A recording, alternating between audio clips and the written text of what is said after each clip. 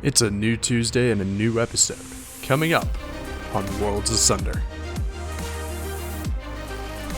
I'll be out of margarita if it starts soon. Well, that's what I was Right.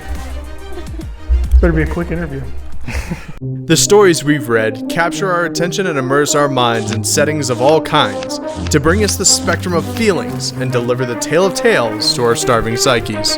Whether it's medieval-style fantasy with mages and knights, Or hard sci-fi takes on the future of space colonization. or thrillers set in your backyard, world building is the foundation that holds up the narrative, the glue that keeps it from unraveling as readers follow the journey you laid out for them, all to make the stories jump from the pages and burn themselves into our memories. Welcome, weary writers, to Book Career in a Year's network of podcasts. This is Worlds Asunder, an insightful podcast on world and character building. My co-host is the one and only David Shadoin, better known as Shady. It's not just a descriptor, it's also his moniker. And she's the H.Y. Gregor, but you can call her Haley or Sour Patch, your friendly post-apocalyptic wasteland elf. We know.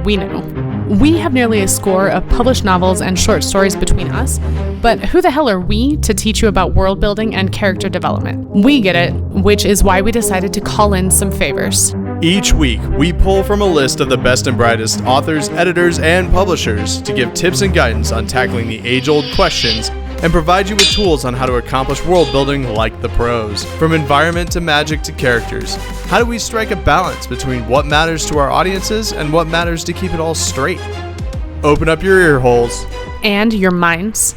and get ready for us to tear Worlds Asunder. So, if you're ready. Just knock and enter.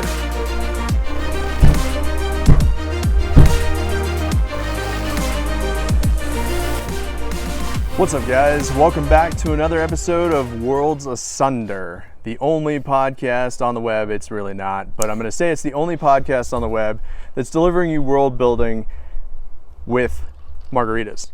That might be true, actually. That might be the only one. This is another episode. Today we are going to jump into the subject of writing world building with alternate history, and we're going to talk a little bit and discuss a little bit on how research goes when you start getting into world building.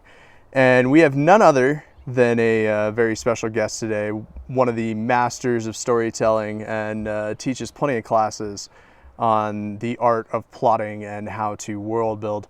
Kevin Ikenberry, an international best-selling author of the Protocol War series. He has a Colorado Book Award he's a Colorado Book Award finalist for the Sleeper Protocol, and he's a Nebula Award nominated for his contributions to the Kane Riordan series, originally by Dr. Charles E. Gannon. But most recently, The Crossing, Yep. which was a really, really good thing, really good book that you did in Eric Flint's City Shards. Yeah, or City Shards, there we go. Back in 2022. Yeah. So, Kevin, thank you for coming. Hey, always. Glad to Welcome. be here. Thank you. Welcome to the only podcast with margaritas that you made. I know. Right. Make a world-class margarita. They're phenomenal. We'll add that to your resume. Yeah, thank you. In fact, we'll talk about building margaritas and world building. No, no, just to kind of jump into a little bit of your background. What got you interested in writing in alternate history? So it was actually something I never really thought I was going to write in. When I was starting out as a writer, most of us probably have notebooks where we keep ideas and little things that we write down. And I had written down an idea at one point, which was, what if the coin that George Washington reputedly threw across the Delaware River prior to the Battle of Trenton was a bicentennial quarter? And I remember writing down the idea and going, I have no idea what to do with this. And I just kind of filed it away with other stuff. And I was at a dinner in 2014 with Eric Flint. And it was, we were sitting around the table at the dinner having a great conversation. And I just remember thinking about halfway through the dinner, I need to ask him, ask the question. And so at the end of the dinner, we're putting on our jackets and stuff, getting ready to walk back to the hotel. And I said, Eric, I have this idea. I think it's alternate history, but I don't know what to do with it. And of course, Eric, if you ever met Eric Flint, Eric had a very deep, gravelly voice and kind of a gruff attitude. He'd be like, well, what's the idea? And I said, what if the coin that Washington threw across the Delaware, so forth and so on, and his eyes light up. And he was like, let's go to lunch tomorrow. And so we did. And I went from having essentially 2 novels under my belt at that point to having a conversation with one of the masters of alternate history. And at that point, Eric didn't say, go write the book. At that point, Eric said, okay, now your job begins. Now you have to start looking at the overall situation in that area and think about alternate history, not as you think about it as a drop of water hitting a still body of water. Your story is not about the drop hitting the water. It's about the ripples that are created from it. So because that inciting incident, that's great. But now it's about exploring all those other things that are happening. So politically, socially, economically, what's going to happen as far as like the Industrial Revolution? What are the different aspects of the culture of that time that would be affected by this happening in ways that we're not thinking about? So that was where I really kind of started that process. And going back now and looking at that, I spent probably the better part of 2 years reading about the time frame of 1776, 1777, kind of looking at what was going on in the region, looking at different things that were happening in Washington staff and also in the Continental Army, and of course what was going on with Congress at that time, and really starting to look at where the areas were that those ripples I was going to introduce could touch. And that was probably the best piece of information I ever had from Eric Flynn about alternate history, was because we always think about, okay, I need to write what happens when they get back in time. No. It's what happens from that point going forward. And especially for me going through the writing of The Crossing, touching on those different ripples as they went out, that gave a whole lot more depth to the story. Yeah, and you kind of touched on it a little bit there too. So kind of my follow-up question was going to be, since you got interested in it, every once in a while you have the mindset that writing a historical thriller or alternate history is almost easy in the world building sense because you're basing it off of stuff that already exists. But you've already hit on, delving into the ripples. So if you are, you're young Kevin Ikenberry getting advice from Eric Flint, what or even somebody else, what would you tell yourself back then? Like where exactly do you start, right? Because going out on the ripples, you can get lost real quickly in all the different effects. But where would you start? So I think you start with what you don't know. In my case, you're looking at the Battle of Trenton. We're taught in school that Washington attacked the Hessians at Trenton because it was the day after Christmas. They were drunk and they'd been partying for 2 days or whatever else, and it was really easy for Washington and his forces to come in because that was the case. That was completely wrong. So the more I got into looking at different resources, and resources are important, finding the right ones is critical. So like books like 1776 by David McCullough, the book Washington's Crossing by David Hackett Fisher, which was phenomenal. You start looking at what's going on in the reality, right? And I'm not talking about all the different things that are happening in Trenton and with the Hessian army and with Washington's army. Things as simple as the weather. What was the recorded weather at that time? So the book 1776 has an excellent reference section where, guess what? You have the weather reports. Here's the weather observations of what's happening at these particular hours. And then you're able to take that and look at the different resources that talk about things that are happening in the time frame of the invasion. And then you're able to say, oh, okay, so now at 2 o'clock in the morning when they're trying to cross this particular creek and everything's going to hell, this is what the temperature is. This is what the wind speed is. This is why they started to have problems with exposure and whatnot. So it gives you an opportunity to really delve into those different pieces, the more resources you can leverage. And that's a critical aspect of this too. You can't just find one book and say, this is it. I'm going to write everything off of this one book. I think at one point I actually posted a picture on Facebook when I was going through this process, and I think I had a stack from the library of different books and memoirs and other types of research information. It was probably half a foot high, different things that I was reading to go through to start looking at different things. And some of those books I used a lot, and some of those books I may have used for 1 or 2 lines. But it was important to go through all that process to figure out what was there and be able to figure out ways that I could maneuver that into the story and not slow anything down. Because the more you can tie the alternate history piece to things that actually happened, especially with what I did in The Crossing and the Battle of Trenton, it was an educational experience for me, but I also want the readers that were picking up the book to have the same thing, because we're taught this thing in school that is completely wrong. And I didn't realize how in-depth the battle had gone, and what the Hessians were doing as Washington's forces were descending on the city, until I went through the book. And it was like, why didn't we learn this in school? And so there was as much of that stuff as I could. I wanted to try to put into the book itself. So research is important, and start with a finite item and then build from there. So how do you vet your sources? So in this particular case, I started with those two books, 1776 and Washington's Crossing. Both of them won Pulitzer Prizes, so I think they were probably pretty good. And then from there, I went back and started reading different memoirs, like the memoirs of James Monroe, for example. Monroe was actually a young lieutenant who was one of the two wounded at the Battle of Trenton. And so going back, and I mean, if you go back into Monroe's memoirs, the section on the Revolutionary War is actually fairly short, because he didn't really do a whole lot. But going back and being able to see, what was happening, and who had treated his wounds, and how did that feel, and what did he remember about those processes.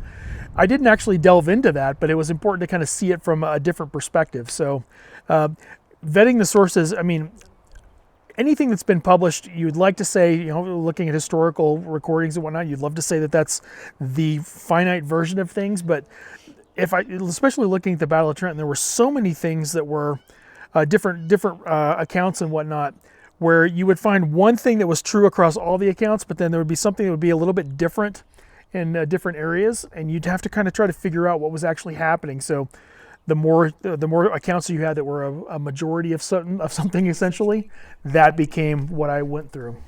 Is there a particular point where primary sources came into it, where that made a difference? I think so. I've talked about this before. The deeper I got into the research, the more areas I was able to find things where I could inject these cadets that are transported through time. I could inject them into different areas. I could inject the storyline of them losing a modern M16 rifle. For example, there is a whole portion of the book that deals with a patrol that is sent by General Adam Stephen across the Delaware to harass the Hessians. And he does this without Washington's approval, because Adam Stephen and George Washington were political rivals. And so I took that whole thing and kept it, because what happens on the actual march into Trenton, once Washington's forces have crossed the Delaware, they run into Stephen's forces. And Washington basically throws a fit, like, what are you doing? Who sent you? Why are you here? You could have screwed this whole thing up. And so I took that whole sequence, but I added that Stephen's men are actually the ones that find the rifle and return it to Washington.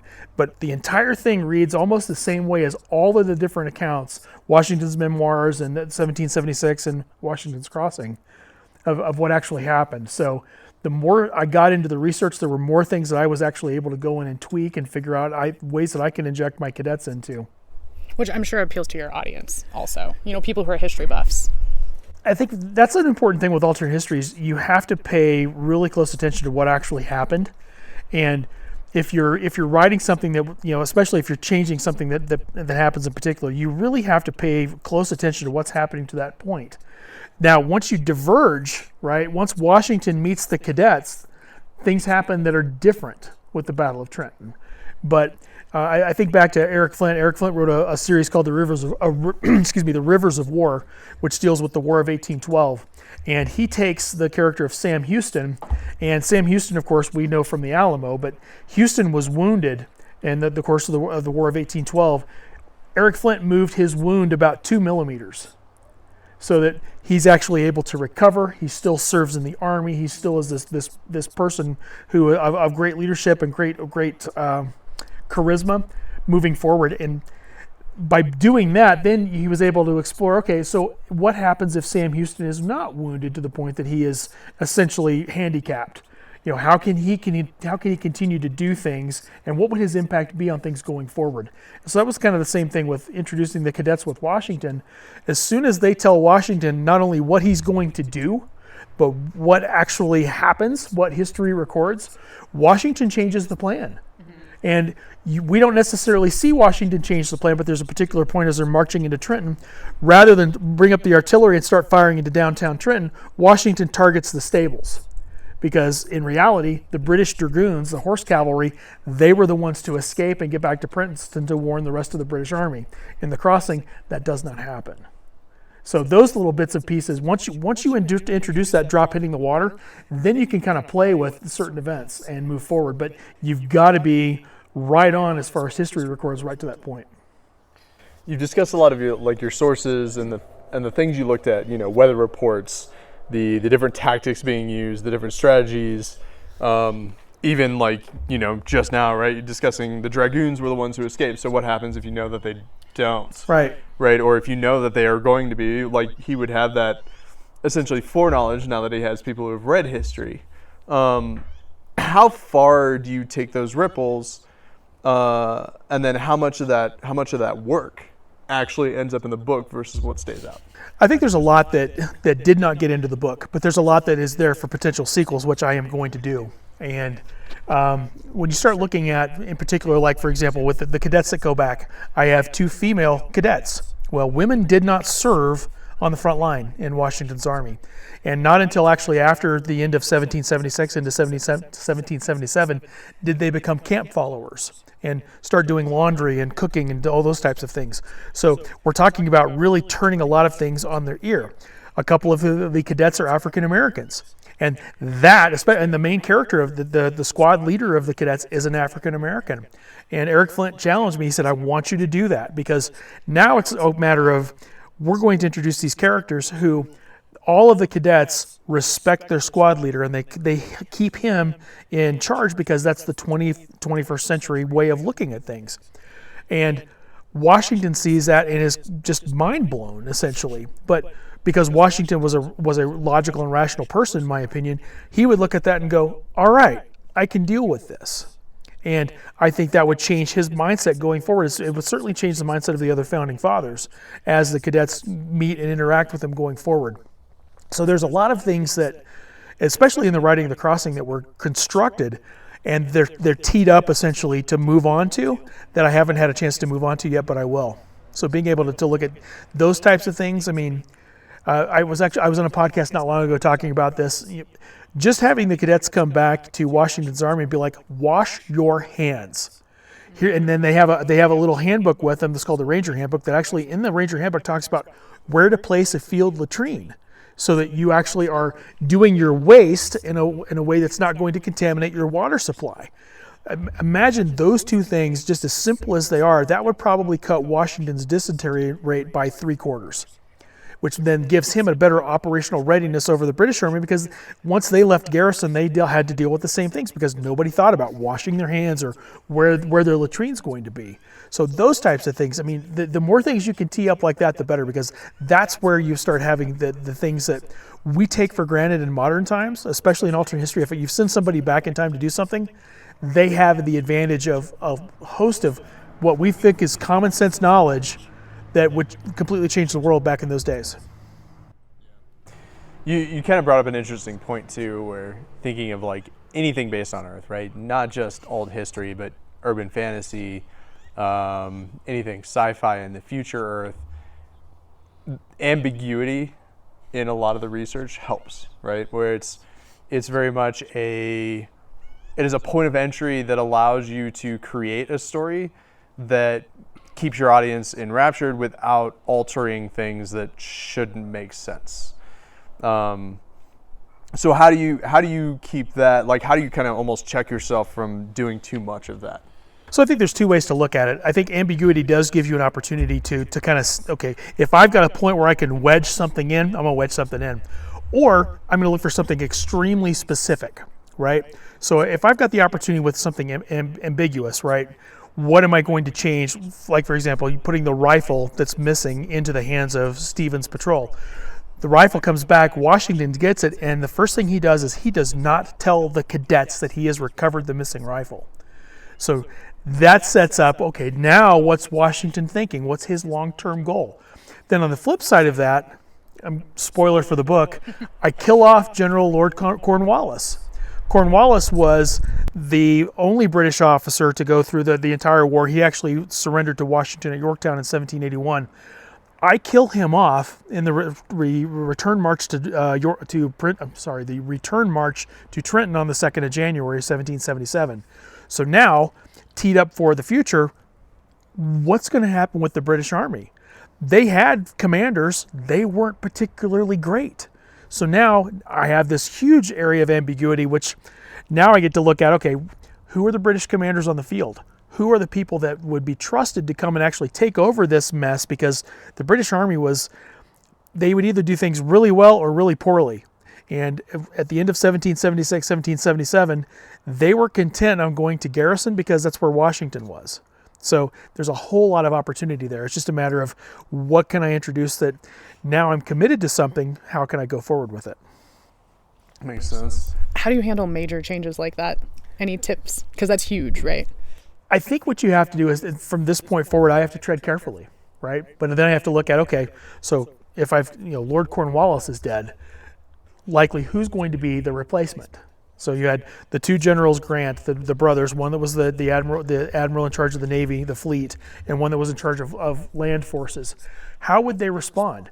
Most of the way that they had responded to a lot of that stuff beforehand was very hands-off. They wanted somebody else to go and do it. And so now it's, again, going back through and doing more research. Okay, who is the realistic person that would come in and try to be the successor to Cornwallis? And, there's opportunities there. Yeah, that was an interesting piece you'd mentioned, killing off Cornwallis, and I immediately went, that is a major piece removed from the board, right? Like, that is much bigger than just dropping a pebble in the pond. Oh yeah, I mean, because now you're talking about pushing stuff off when Washington stood up with the British at Trenton, and then there was the whole idea with what happens in 1777 with Saratoga and moving the Army of the North. Cornwallis is the one's like, screw this, we're going to go south. And so the whole idea of the Southern campaign through Cowpens and Kings Mountain and different battles down in South Carolina and North Carolina, that was Cornwallis's, his idea was to separate the colonies. And so now that's off the table. And so if I take that off the table, what does the British Army do? But if I take that off the table also, what does the Continental Army do? Because that was what Nathaniel Greene did. He was the one that responded, and he actually fought Cornwallis through all those battles. So now there's this whole opportunity in front of me with sequels. What do I want to do? And so that comes back to the research aspect. I've got to be very particular now. Not only who's in charge, but would they do it the same way? Now, I can't say that because, we're 200, almost 300 years in the future, but I can make some assumptions.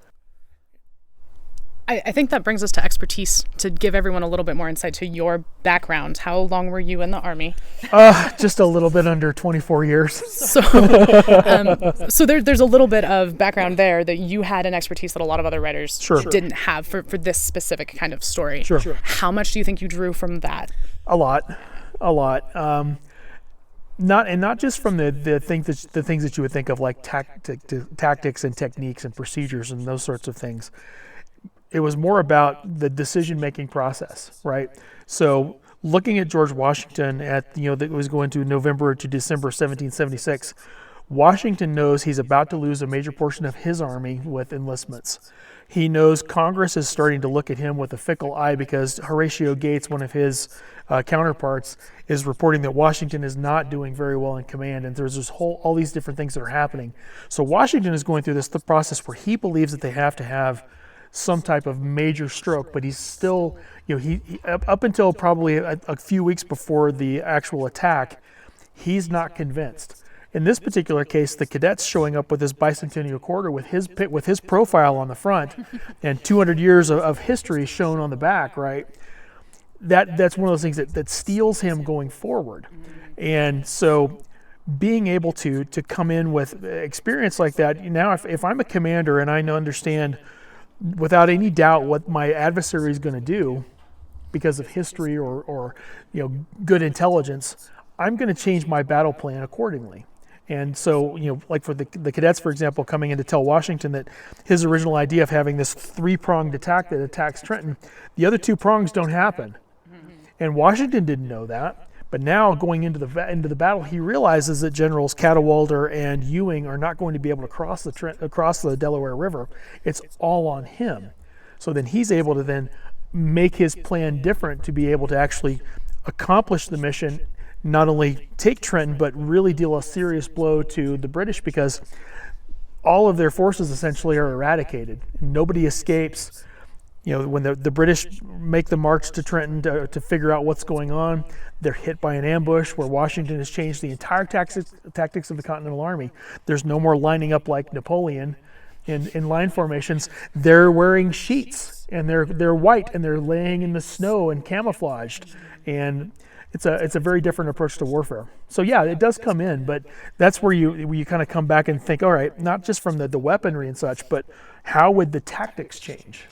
Well, so a common thing that you hear early on as a new writer is write what you know, right? That's something. It's a good base. If you had come at this idea without the background that you had, what would you have done differently? Or what would you recommend for people if they're interested in writing something like this and they don't have that background? Where would you recommend they start? So I think that the thing that terrified me about this idea was I was going to write George Washington, the father of our country, as a POV character. It's no big deal. I was going to write him from point of view. And I remember very specifically, the first scene I write with Washington is very early in the book. And I remember getting to that scene in my plan and looking at it and just kind of freezing. I'm about to write George Washington, and how do I do this? And one of the things that Eric had talked with me about as far as writing an alternate history is the use of language. I didn't know how people really spoke in the 1700s, and Eric was always, don't worry about that. Write the story. Write what you would envision that conversation to be. And of course, we've had different miniseries about Washington, of course, 1776 and Washington Spies and a lot of other stuff that have different takes on George Washington. And I watched a lot of those. But at the end of the day, it came down to me writing George Washington. And I had all these different things that were out there, but it really was, how would I write George Washington? Mm-hmm. And that's what I did. And I just stuck with it and committed to it. You've kind of touched on it a little bit, but you did a lot of extensive research for this, right? And it was necessary for alternate history, especially for something as notorious or as infamous as The Crossing. Right. Because it is a very well-known piece of history, even if the accounts differ a little bit and we get taught some things that are not quite right. Right. Obviously the winners get to write history. Oh, yeah. We know it's significant also because everyone recognizes that painting. Oh yeah. And then they see your cover and there's no. I'll tell that story later. Yeah, we'll come to that. I'll tell that story later. That story's coming because I love that story. It's a great story. But no, what I was really trying to kind of lead into, you've written mill sci-fi, you've written sci-fi, you've got your Guardian series. How different is the research compared to those? It's light years different. Because like going back to what you had said earlier, Haley, it's dealing with an actual point in history.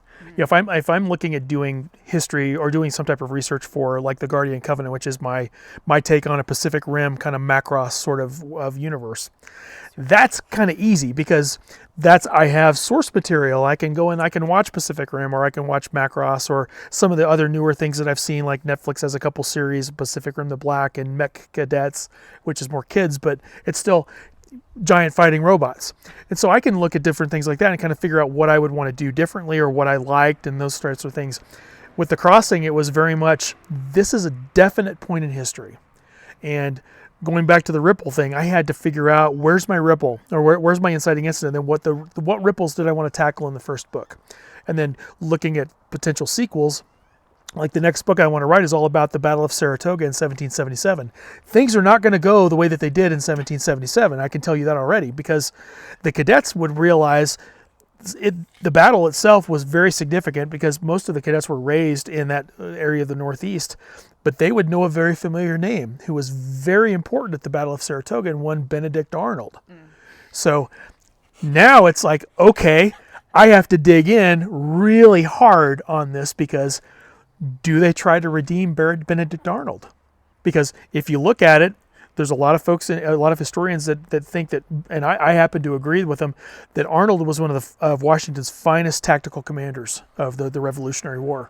And if he could just have gotten away from the political things that were happening and accepted what Congress was doing and not exactly promoting him with peers and such, things might have been very different. So why not play with that a little bit, looking at the things in the future? But it's the specificity is what happens. We're looking at a defined point in history, having the different takes on that. I mean, I even went through, there's another book called The British Are Coming. It's by Rick Atkinson. And Atkinson, this is the first of 3 books that he intends to write about the revolution. He actually had, if I may get this wrong, but he actually had access to the British archives. So he actually has King George III's written orders and such, and everything that came from, I just lost the head of parliament at that time, names, but he had access to all these different things, and that was another book that I used as part of my research, because now not only do I have the American perspective, but now I've got what King George and it's going to come to me at like 3 a.m. What all these different people that were actually trying to run the British side of the Revolutionary War from England back in those days, he's got all their communiques. So it's really, the deeper you get into the research, the better it gets in a lot of ways. Yeah, and you already mentioned, like you do a lot of extensive research, but also the ripple effects of, like, this is what history says happened. Mm-hmm. Now it's like, okay, if this small thing changes, not only does it change things here, in your particular book here in America, but it will also change things for the United Kingdom, mm-hmm. right? Absolutely. And back in the days of the sun never sets on the British Empire, that's a big deal. It was a big deal especially looking at modern rifles, right? And it's not so much the rifle or the ammunition, because the ammunition that we're talking about that's used in a modern rifle is very different than the large caliber steel balls that they used in the Revolutionary War time frame. Interchangeable parts. The concept of interchangeable parts alone, being introduced in 1776, is at least 50, if not more, years ahead of interchangeable parts with the cotton gin. And so now you're looking at, if the British then this is one of the cadets' driving factors of going to Washington, is if the British get this and figure out that they've got one rifle and another one, and if I can actually take the parts and put them on each other, they're going to figure out interchangeable parts. And that's going to speed up the Industrial Revolution. And that's going to put blah, blah, blah, blah, blah. And you start being able to build on, well, then they're going to do this, and then they're going to do this, and then they're going to do this. And that anxiety almost is one of the things that drove the cadets to make that decision of, we recognize, and they actually have a conversation in the crossing where, why don't we just hike west to California and just be like, leave it all and just let it play out. And because of the lost rifle, they realize that's what they say, that we can't do this because what if? And that's the beauty of alternate history, because you get to continually play with the question of what if.